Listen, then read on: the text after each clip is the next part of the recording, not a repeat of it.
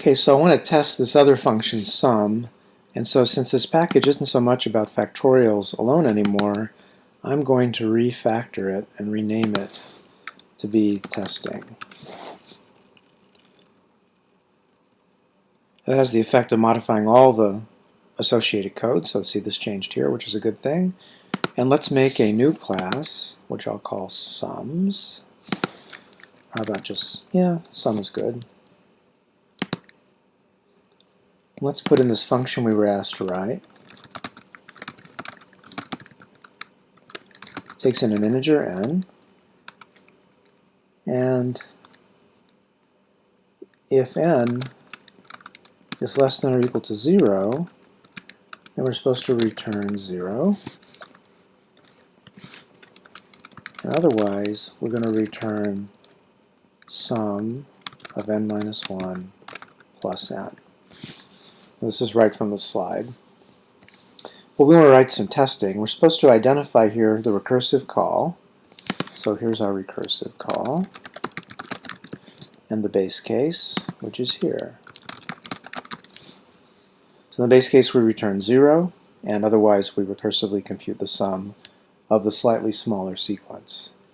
So let's write a test or two for this.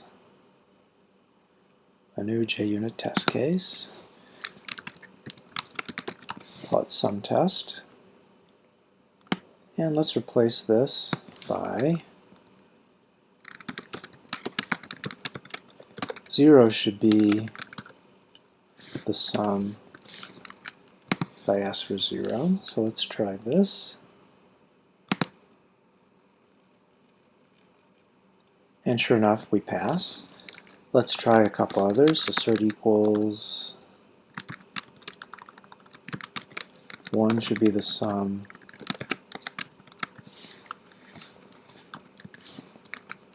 if I supply a 1 there. We pass. 1 plus 2 is 3.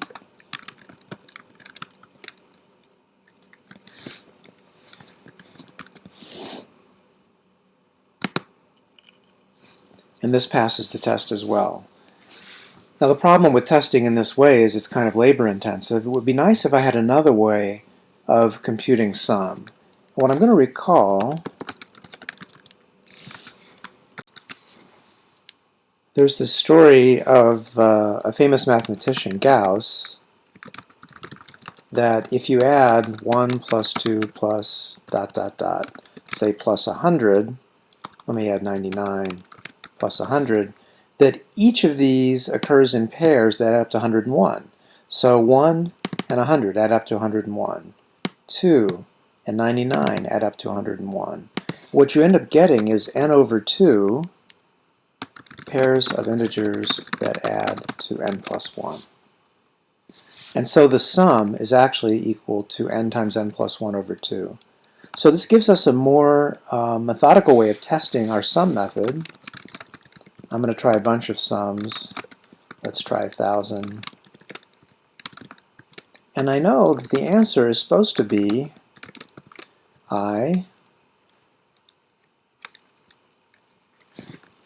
times I plus 1 divided by 2. Now we're doing integer arithmetic here, but one of I or I plus 1 has to be even. They can't both be odd. And so dividing by 2 is going to work out just fine once this project is completed. 2 will divide evenly into that. And what I want to do is assert that the answer Gauss would have gotten is the same as if I called sum.sum passing at I. So the nice thing about this method of testing is I have a different way of verifying the correctness of my sum method other than computing the answer in my head.